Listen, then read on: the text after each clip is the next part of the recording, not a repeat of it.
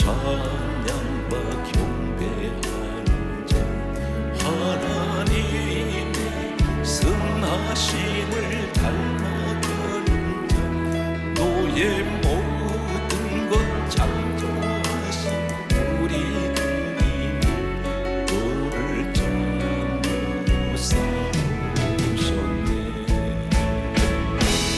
하나님 사랑의 눈으로 너를 어느 때나 바라보시고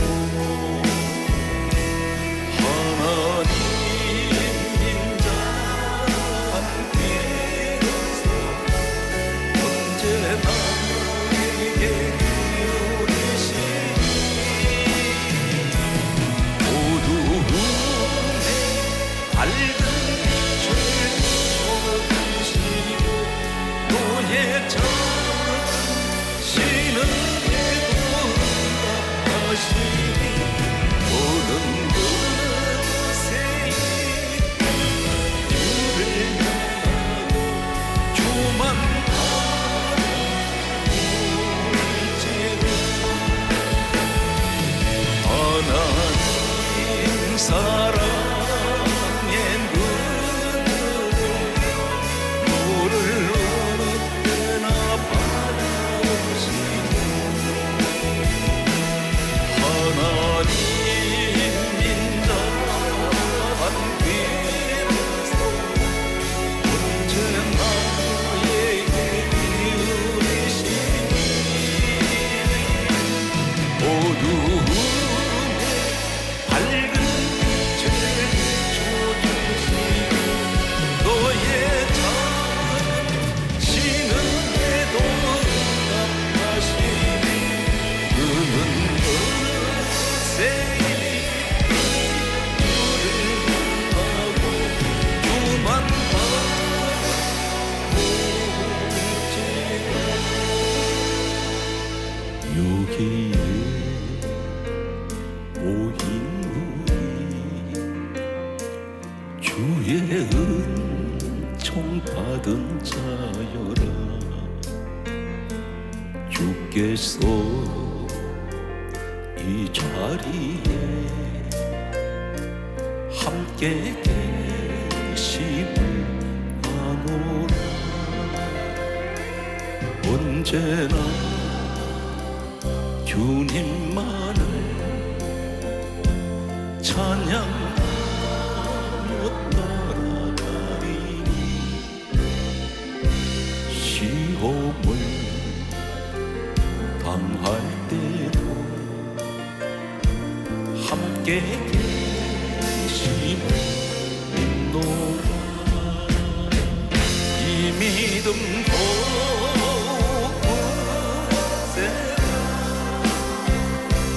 주가 지켜주신다.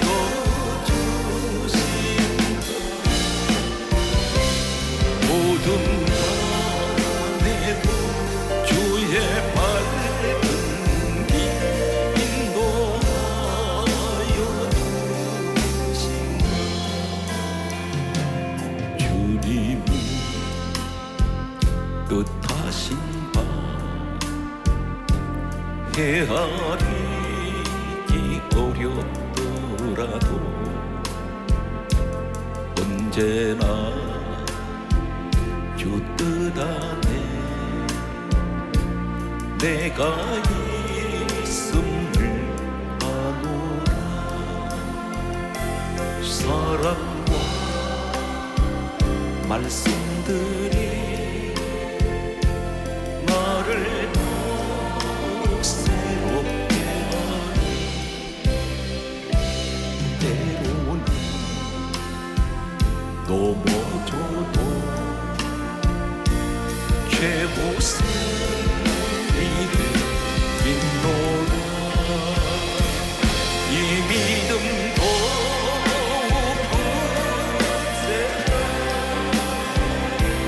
주가 지켜주신다.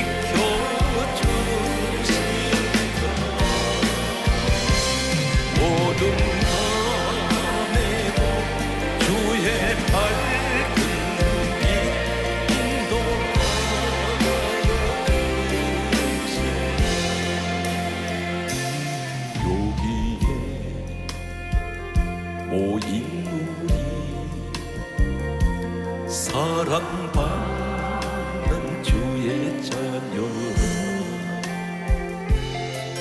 주께서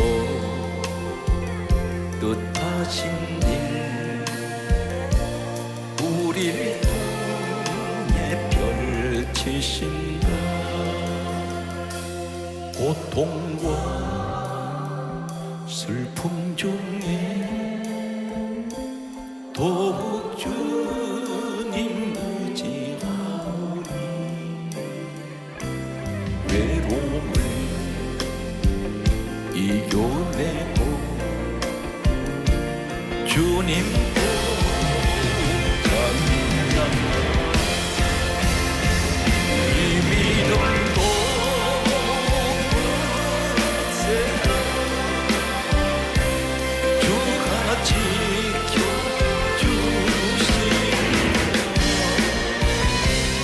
모든 밤에도 주의 발길을 인도하여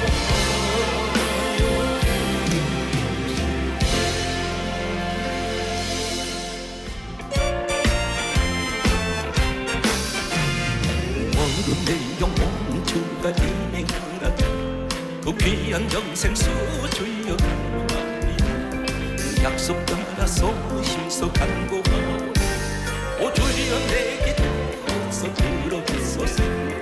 예수의 사랑 예수의 사랑 바다 물결같이 내게 임하여 영광의 물결에 온종일 살려서 내 영혼의 기쁨 발령하고 주에게 약속한 이 내게 주시는 은혜의 저울은 큰 높이에 떠올라 그 귀한 진조가 내게 밝히오니 나 힘을 다하여 주께 간구합니다.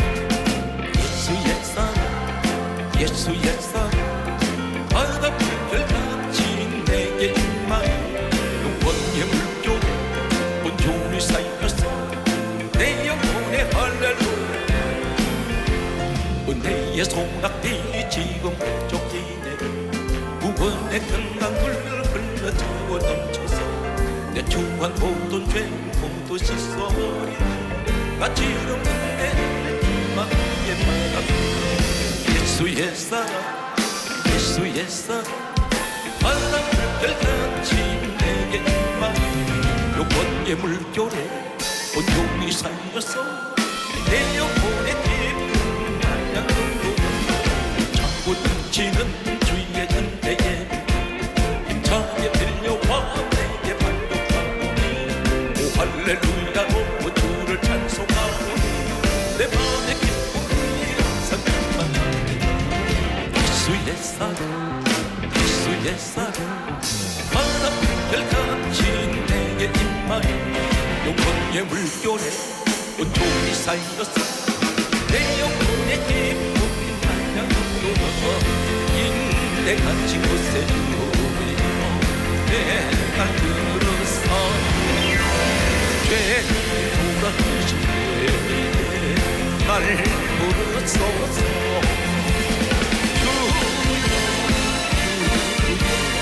내 말 들으사 죄 돌아가시네 날 부르소서. 자기하신 모자가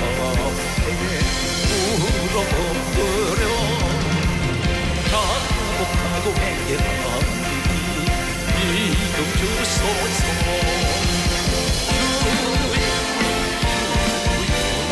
내 말 들으사 죄 돌아가신 때에 날 부르소서.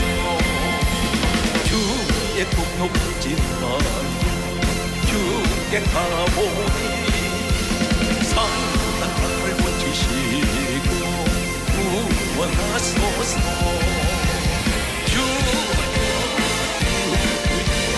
내 말 들으사 죄 돌아가신 때에 날 부르소서. 반복하는 그 소식이여 위로하소서. 우리 주와 같으신 어디 있을까. 주 내 말 들으사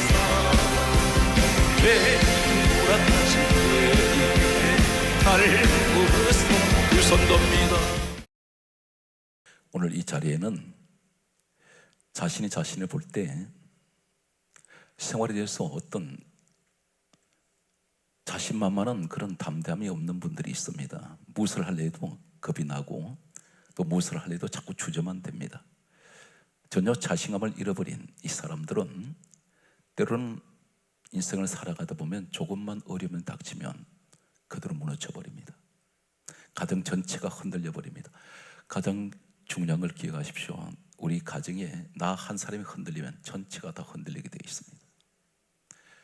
오늘 그렇다면 나같이 나약하고 미약하고 부족하고 연약한 환경을 돌아보면 나보다 잘난 사람 많고 똑똑한 사람 많고 주변을 보게 되면 부러운 사람들이 있습니다. 그런데 오늘 하나님께서 가장 귀하게 서시는 각 시대의 7사람을 제가 구약 성경에 나타난 이분들을 소개할 때에 8번째 자리에 여러분이 서 계시기 바랍니다. 가장 열악한 환경에서 이 사람들은 늘 사람들에게 발이 차이고 무시당하고 업신여긴 당하고 때로는 포로로 잡혀가기도 하고 노예로 잡혀간 그들이 모든 사람들한테 보란듯이 가장 높은 정상에 서는 위대한 믿음의 사람들이 있습니다.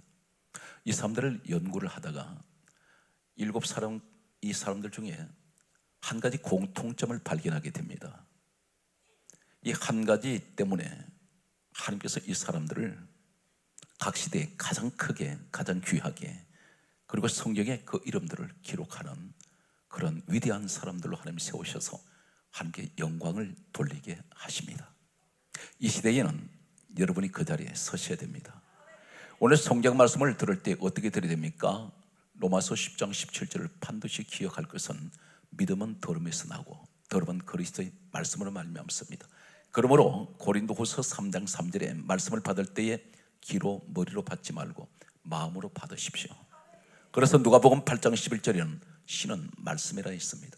내 마음 심령 밭에 말씀의 씨앗을 심는 것은 축복의 씨앗을 심는 것입니다. 이 말씀의 씨는 기적의 씨앗입니다. 능력의 씨앗입니다. 놀라운 하나님께서 소망의 씨앗을 오늘 시간 나를 통해서 말씀을 주고 있습니다. 단 한 가지, 머리로 받지 말라는 것은 너 머리로 판단하지 말고 생각하지 말고 아멘으로 받으라는 것입니다. 이 아멘은 것은 무조건 이 말씀은 옳습니다, 믿습니다, 틀림없습니다, 나는 확신합니다, 이런 의미를 가지고 있습니다. 오늘 먼저 저는 여호수아를 소개할 것입니다. 그리고 구약의 요셉을 소개할 것입니다. 그리고 엘리사를 소개할 것입니다. 에스겔을 소개할 것입니다. 사무엘을 소개할 것입니다. 그리고 다윗을 소개하고 다니엘을 소개할 것입니다. 오늘 7사람 가운데 각 시대별로 태어난 사람들입니다. 먼저 여호수아를 여러분에게 소개합니다. 여호수아, 이 사람은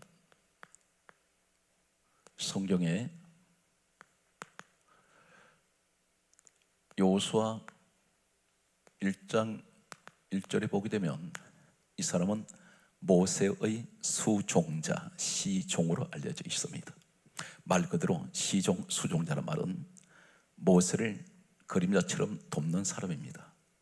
이 사람은 항상 모세 편에 수종되는 사람입니다.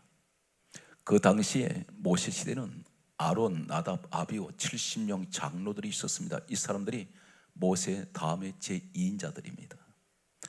그런데 어느 한 사람 여호수아가 모세 후계자가 되리라고는 상상 못했습니다. 모세 자신도 그리고 여호수아 자신은 두말할 것도 없이 이 사람은 감히 대민족의 지도자 모세의 다음 가나안의 지도자가 되리라고는 상상 못했는데 하나님께서 전격적으로 세우십니다. 갑자기 세우십니다. 오늘 한 가지 기억하십시오. 하나님이 여러분 갑자기 세우실 때가 있습니다. 시간 관계 때문에 빨리 진행을 하겠습니다. 이 사람에게 나타난 특징이 한 가지가 있습니다. 출애굽기 24장 12절과 13절 그리고 14절 그리고 18절과 그리고 32장 17절, 신명기 34장 9절이 되겠습니다.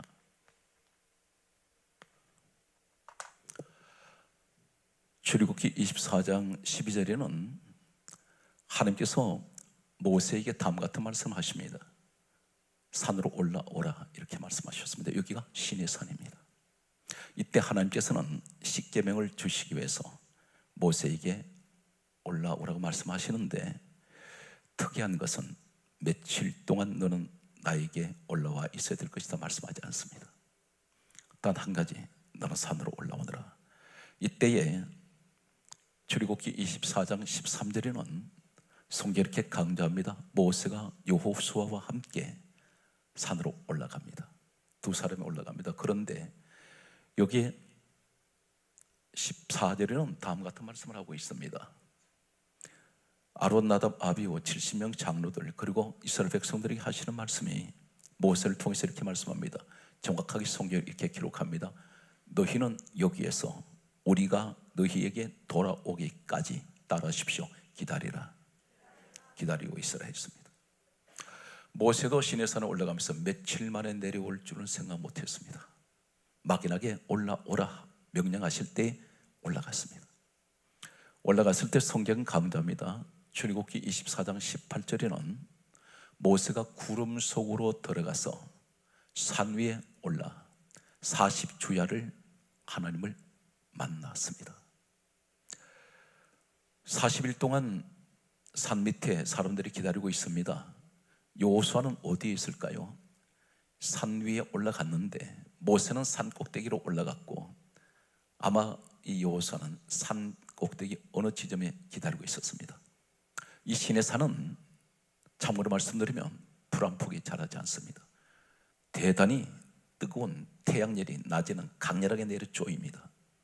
그리고 고대 역사를 보았더니 이 고대 역사에는 이렇게 기록되어 있습니다. 신의 산 주변에 맹수들이 우글거렸다 있습니다. 인적이 없는 곳입니다.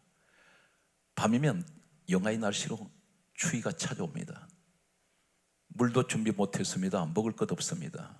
그런데 단 한 사람이 꼼짝하지 않고 40일 동안 한 자리에 기다리고 있는 사람이 있었습니다. 그 사람이 출애굽기 32장 17절에 여호수아였습니다. 나머지 산아래 있는 사람들은 모세가 올라가고 난 후에 소식이 없습니다. 이 사람들 하는 말은 모세가 내려오지 않으니 하나님께서 그를 데려갔는가 보다, 아니면 그는 죽었는가 보다, 그렇게 생각한 이 사람들은 금송아지를 만듭니다. 그들은 이탈해버립니다. 기다리려고 한 그 자리에 있지 않습니다. 여기서 대단히 중요한 것은 여호수아는 아무리 힘들고 어렵고 굶주림과 추위 그리고 뜨거운 태양열, 이 사람은 어떤 환경의 어려움 속에도 그 자리에 버티고 있습니다. 왜 그렇습니까? 모세와 동고동락을 같이 하고 그런 끝까지 모세가 올 때까지 기다립니다. 기약이 없습니다. 하나님께서는 모세만 만나시는 것이 아니라 동시에 전체를 다 보고 계셨습니다. 여기서 하나님께서 어느 날 갑자기 모세가 시내 산에서 내려오고 난 후에 그들 인도에서 가나안 땅 들어가기 직전인 요단강 앞에까지 왔을 때 모세를 120세 산 나이로 데려가시려고 할 때에 갑자기 신명기 34장 9절에 하나님께서 모세에게 이렇게 명령하십니다. 너는 여호수아를 데려다가 안수하라. 그리고 너를 대신하여 지도자가 되게 하라 그러셨어요. 아마 모세는 충격을 받았을 것입니다. 왜 하나님이 하필이면 저 여호수아를 내 다음에 지도자로 세우실까? 갑자기 세웠을까요? 아니에요. 하나님은 이미 이 산에서 명령하실 때 그들을 지켜보셨습니다. 누가 주의 종 말에 그 사람들이 순종하는지 봅니다. 그러면서 여호수아 한 사람이 끝까지 그 자리에 남아있을 때에 성경은 출애굽기 32장 17절에 보면 모세가 40일 만에 시내산에서 내려올 때 여호수아만 그 자리에 있었습니다. 하나님이 여호수아를 보시면서 네가 그 정도면 어떤 역경이 있어도 내가 너를 지도자로 세우면 너는 확실하게 모세와 같이 훌륭한 지도자가 될 수 있겠다. 한 가지 기억하세요. 꼭 연말이 가까이 오면 계절적으로 교회를 옮겨 다니는 사람들이 있습니다. 자신의 마음이 그런 것이 아니라 사단의 영들이 사람을 흔들어댑니다. 무엇인가는 축복이 오려고 하면 마치 가을에 태풍이 찾아와서 열매를 다 흔들어 떨어뜨리듯이, 아니면 참새가 와서 쪼아먹듯이 반드시 어떤 축복이 올 때는 사단을 흔들어댑니다. 이 사람들이 기도를 많이 하는 사람들은 견뎌내는데, 기도가 어정쩡한 사람들, 신앙생활에 양다리 걸쳤다는, 다시 말해서 중간지대에 머물러 있는 사람들, 세상과 교회 사이에 머물러 있는 사람들은 반드시 거기에 올감에 걸려버립니다. 안타까운 그런 일들이 있습니다. 오늘 여기 중요한 건, 가정이 힘들고 어렵더라도 그 자리, 내게 맡겨준 자리 지켜야 됩니다. 그러면 어떻게 하세요? 반드시 그 자리를 통해서 축복이 온다는 것입니다. 교회 생활도 마찬가지입니다. 하나님은 인내하는 사람을 축복을 합니다. 그래서 이 사건에 관해서 성경 다음 같은 말씀을 하고 있습니다. 야고보서 1장 2절 이하의 말씀을 보면, 형제들아, 너희가 여러 가지 시험을 만나거든 온전히 기쁘게 여겨라. 누구에게 말씀하세요? 오늘 여호수아에게 적용을 합니다. 너에게 시험이 찾아왔다. 너 누구 때문에 시험 당하니? 모세 따라 올라갔다가 시험 당합니다. 굶어야 되고 추위에 떨어야 되며 더위에 몸부림을 쳐야 됩니다. 목이 타들어갑니다. 맹수들이 우글거릴 때 이리저리 피하면서 이 사람은 도망 다녀야 합니다. 그런데 여러 가지 시험을 만나거든 온전히 기쁘게 여기라. 이는 너희 믿음의 시련이 인내를 만들어 내놓은 줄 알미라. 인내가 있습니다. 여호수아 인내했습니다. 기약이 없습니다. 언제쯤 이 고난이 끝이 날까? 그런데 하나님은 이미 40일이라는 이 생각을 갖고 계셨어요. 우리 고난은 영원하지가 않습니다. 반드시 마감될 때가 있어요. 시험이 졸업할 때가 있습니다. 그러면 사실은 말씀이, 이는 너희로 온전하고 구비하여 조금도 부족함이 없게 해주시려고. 여호수아가 전격적으로 발탁될 때 갑자기 모세 시종을 했던 사람이 민족의 지도자가 되었을 때 그 사람 말에 따를까요? 하나님이 권위를, 권세를, 능력을 부어줍니다. 한 사람같이 꼼짝 못합니다. 오늘 여러분 가운데 하나님이 택하시면 이런 축복을 주신다는 사실입니다. 또 한 사람을 소개하겠습니다. 요셉이라는 사람이 있습니다. 요셉. 이 요셉이라는 사람은 어떤 사람일까요? 창세기 41장 38절과 그리고 39장 9절과 40장 7절을 소개합니다. 창세기 41장 38절에 보면 요셉은 17세 때에 노예로 팔려갔습니다. 팔려간 그는 사람들이 이 사람에게 뭐라 그래요? 저 사람에게는 하나님의 영이 감동한 사람이다. 다시 말해서 성령이 함께해요. 여호수아에게도 신명기 34장 9절에 지혜의 영이 충만했습니다. 성령이 임합니다. 한 가지 공통점은 여호수아에게도 성령 하나님의 영이 함께했고 요셉에게도 하나님의 영이 함께하세요. 오늘날 성령이 함께할 때에 나타나는 현상이 있습니다. 성령이 함께하는 여호수아에게는 어떤 악조건 속에도 인내하는 사람이고, 요셉은 성령이 함께할 때 어떤 일을 합니까? 창세기 39장 9절에 보디발이라는 노예로 팔려간 그 집 부인이 요셉을 유혹을 했습니다. 이때 요셉이 이렇게 말합니다. 내가 하나님 앞에서 어찌 죄를 지을 수 있습니까? 이 사람은 주인 말에 불순종했다가는 죽을 수 있어요. 왜 그러냐면 돈으로 주고 샀습니다. 물건입니다. 하나의 상품입니다.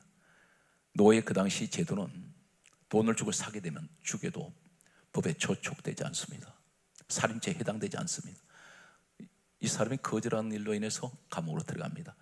성령의 사람은 항상 어떤 경우에도 늘 하나님을 먼저 생각해요. 요셉의 모습이 우리 모습이 되시기 바랍니다. 이 사람은 부인 말만 들어줬으면 평안하게 지낼 수 있습니다. 출세할 수도 있습니다. 노예에서 해방될 수도 있습니다. 돈을 주고 샀기 때문에 풀어주면 됩니다. 그런데 세상 어떤 조건이 아무리 자신에게 유익을 준다 할지라도 하나님 앞에서는 내가 죄를 지을 수 없습니다. 죄를 싫어해요. 죄를 멀리해요. 죄를 두려워합니다. 성령이 함께할 때 창세기 40장 7절에 요셉이 감옥에 들어갔습니다. 감옥 들어갔을 때에 술 맡은 관원장, 떡 굽는 관원장, 지금으로 말하면 장관급입니다. 이 사람들은 애국 본토인들입니다. 이 사람들 잠시 전까지만 해도 관직에 있던 사람들입니다. 주변에 많은 정치인들이 있었을 것입니다. 이 사람들 언젠가는 그 동료 정치인들이 이 사람을 구명할 수 있습니다. 그런데 요셉은 전혀 상황이 다릅니다. 이 사람은 아무도 도와줄 사람이 없습니다. 그런데 요셉이 감옥에 있는 두 관원장에게 찾아가서 하는 말이, 당신들이 어찌하여 오늘은 얼굴에 근심빛이 있습니까? 지금 가장 약한 자가 가장 강한 자한테 가서 위로하고 있어요. 항상 이 사람은 자신의 처지를 생각지 않고 사람들이 힘들고 어려울 때 항상 위로해주고 격려해주고 힘을 주는 사람입니다. 그런데 반대로 교회 안에서 보게 되면 사람들을 자꾸 깎아내립니다. 한마디로 말해서 상처를 가진 사람한테 상처를 더 나게 만듭니다. 더 긁어버려요. 힘들고 어려운 사람들이 있어 기도 한마디로 해줘야 될 사람이 무시해버립니다. 그리고 그들도 보지 않습니다. 오늘 사랑하는 성도 여러분, 환경을 바라보면서 사람을 상대하면 안 됩니다. 믿음 안에서 서로 환경 상관없이 격려해주고 덮어주고 위로해주는, 바로 그것이 교회가 천국이 될 수가 있습니다. 하나님은 이 사람을 어떻게 합니까? 요수아는 민족의 지도자로 세우셨고 요셉은 국무총리로 전격적으로 세우십니다. 하나님께 그냥 두지 아니하세요. 다 올리십니다. 그래서 누구 영광을 나타냅니까? 하나님 영광을 나타냅니다. 오늘 여러분이 그 주인공이 되시기 바랍니다. 그래서 가장 강조하는 내용은, 공통점은 성령을 받으십시오. 오늘 예수님께서 부활하신 후에 요한복음 20장 20절에 24쉬며 가라사대 도망간 제자들에게 찾아가셔서 하신 말씀이 성령을 받아라 그랬어요. 성령이 그렇게 중요하다는 것입니다. 성령을 받으시면 인생이 달라져요. 성령을 받으면 보는 환경이 달라집니다. 똑같은 환경인데도 보는 시각이 달라져요. 성령을 받으면 말의 입에 달라집니다. 생각이 달라지고 마음, 생각 전체 다 달라집니다. 오늘 이 현장에, 그 기적의 현장, 축복의 현장 되시기 바랍니다. 엘리사를 소개합니다.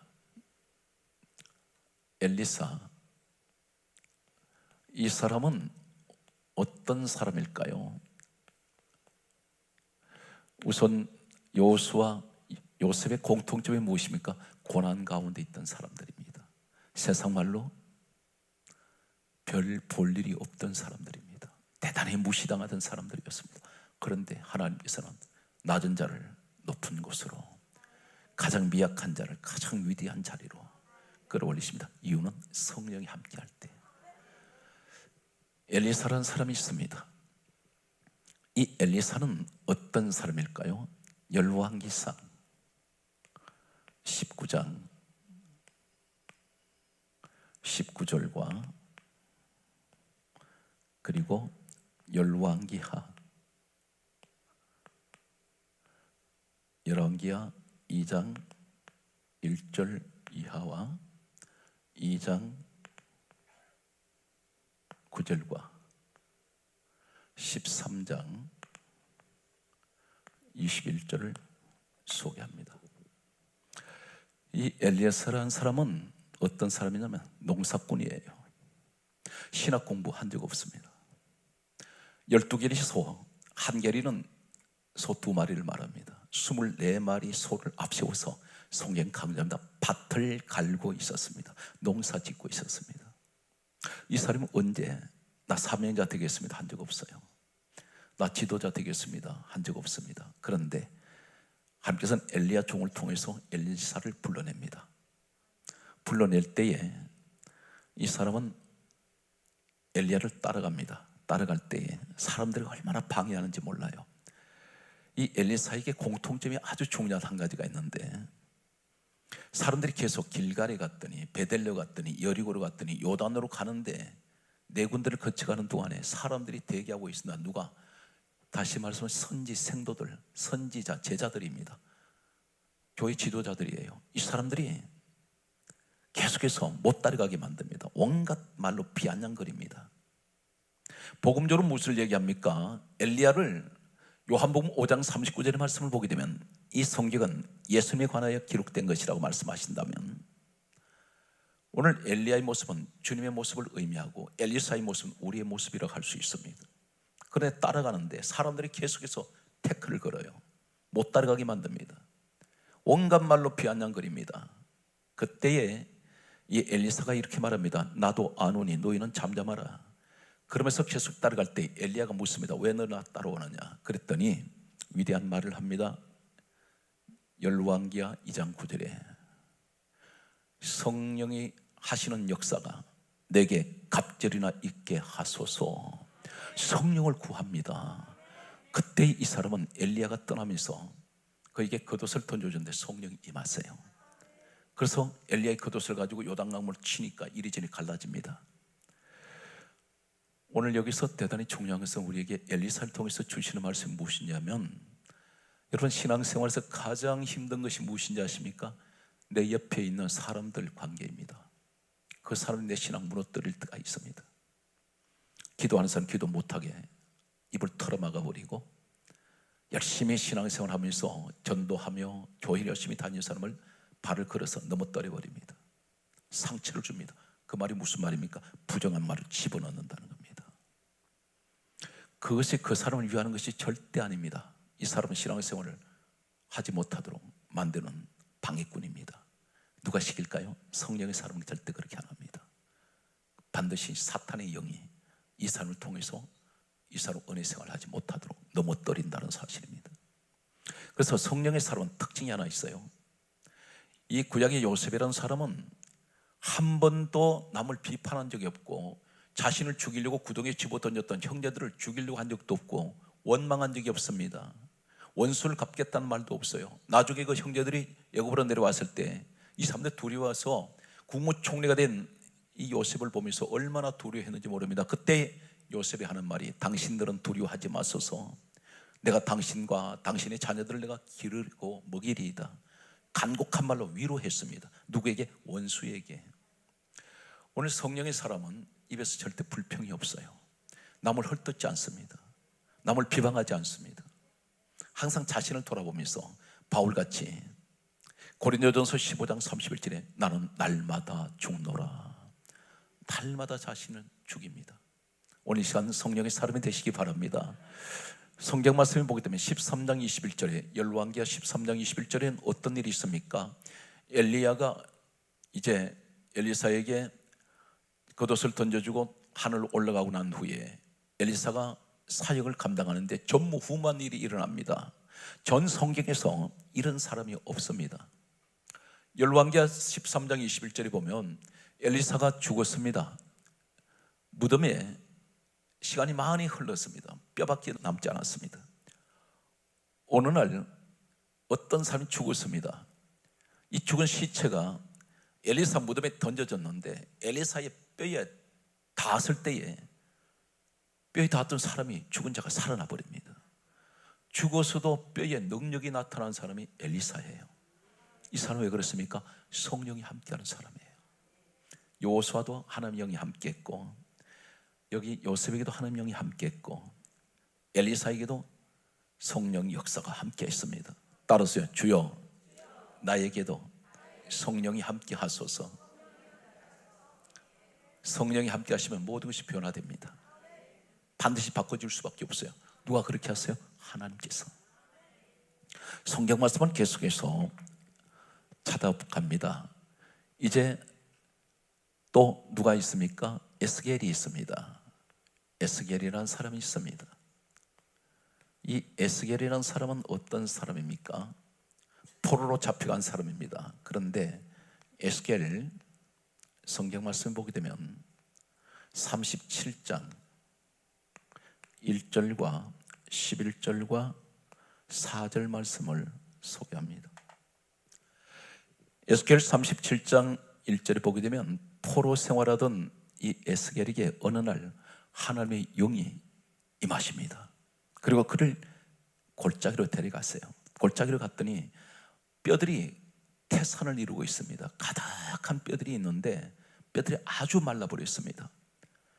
하나님께서 이 뼈들을 가르쳐 주세요. 에스겔 37장 11절에 이 뼈들은 이스라엘의 족속이라, 이스라엘 온 족속, 이스라엘 민족이라는 것입니다. 바싹 말라버렸습니다. 그런데 우리 하나님이 그렇게 가르쳐 주세요. 에스겔에게 뼈들이 말하기를 우리의 뼈들은 말랐고 우리의 소망은 없어졌으니 우리는 다 멸절되었느니라. 한마디로 우리 망했다, 그 얘기를 하고 있다는 겁니다. 그때 하나님께서 에스겔에게 이렇게 말씀합니다. 하나님의 영 성령께서 4절 말씀 보게 되면 너는 이 뼈들을 향하여 대언하라. 대언이라 말은 하나님 말씀을 있는 그대로 전하라는 겁니다. 이때 역사가 일어나는 겁니다. 여기에 인간 소리가 들어가면 안 돼요. 하나님 말씀을 그대로 소개해야 됩니다. 그대로 전달할 때에 이 뼈 저 뼈가 살아 일어나는데 큰 군대를 이룹니다. 오늘 사랑하는 성도 여러분, 우리가 하나님 말씀이 내게 임하면 우리는 가는 곳마다 이 말씀이 누굽니까? 요한복음 1장 14절 말씀 보게 되면 말씀이 육신이 되어 오신 분이 예수 그리스도입니다. 우리 예수를 증거해야 돼요. 가는 곳마다 가만히 있지 못합니다. 틈만 나면 예수 전합니다. 사람들 만날 때마다 다른 이야기 필요 없습니다. 내 간증 이야기하고 은혜 이야기하면서 믿음 이야기하면서 교회를 소개하고 항상 많은 사람들이 은혜 받은 이야기를 하면서 이분들이 교회를 나오도록 인도하시는 것 하나님 가장 기뻐하세요. 오늘 여러분 그런 축복의 주인공이 되십시오.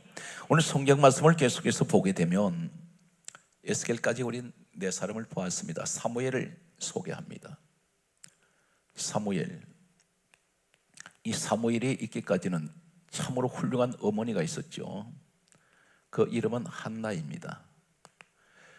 사무엘상 1장 10절에 보면 한나가 기도해서 얻은 아들이 사무엘이에요. 사무엘이라는 뜻은 따라서요, 여호와께 구하다, 기도했습니다. 여호와께 기도해서 이 사무엘 아들을 얻습니다. 나중에 사무엘 아들이 자라서 뭐라 그럽니까? 제사장이 되었을 때 여기서 이 사무엘이 어머니한테 배운 것을 그대로 얘기합니다. 사무엘상 12장 23절에 나는 기도 쉬는 죄를 결단코 범하지 않습니다. 항상 이 사람은 어머니 모습을 볼 때마다 늘 기도하는 모습이었어요. 이 아들이 그대로 어머니를 닮습니다. 나는 기도 쉬는 죄를 결단코 범하지 않습니다. 대단히 훌륭한 사람입니다. 오늘 이 사무엘이 어느 정도 하나님의 영에 강하게 임했느냐면 사무엘상 19장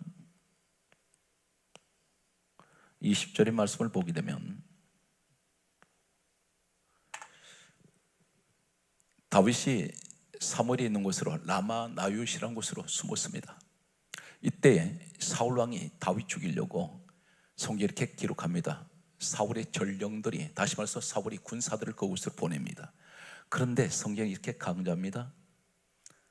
사울의 전령들이 사무엘이 선 것을 보더니 하나님의 영이 임해버립니다. 다윗 죽이려고 온 사람들, 군사들한테 하나님의 영이 임해요. 이 말이 무슨 말이냐면 성령이 강하게 내게 임하는데 사람들이 나를 볼 때 이 사람에도 성령이 임하더라는 것입니다. 오늘 여기에서 신약에 보게 되면 사도행전 3장 1절 이하에 남에서 안전병이 된 사람, 베드로, 요한, 성령의 사람이 잡았더니 일어나잖아요. 오늘 여러분 반드시 성령이 함께하는 분하고 함께하면 반드시 일어납니다. 반드시 그분에게도 성령이 임하세요.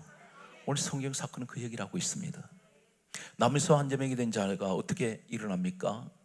성령 받았던 베드로, 요한을 통해서 일어나요. 자신 힘으로 못 일어나요. 누구 힘으로 일어납니까? 성령의 힘으로. 성령의 능력이. 그러니까 성령이 함께하는 사람 손 잡으면 이 사람에게도 손 잡은 사람한테도 그 능력이 임하더라는 것입니다. 오늘 여러분 그 주인공이 되십시오. 그래서 이것은 굉장히 만남의 복 중에 복 중에 복 중에 복이에요.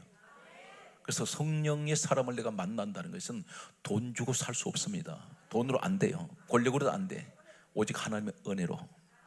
오늘 반드시 여러분 주변에 이런 분들이 많이 계시길 바랍니다. 그래서 성경 말씀은 계속해서 보게 되면 다윗이라는 사람이 있습니다. 이 다윗이라는 사람은 어떤 사람일까요? 우리는 다윗 이야기를 많이 듣습니다. 그런데 다윗의 특징이 있어요.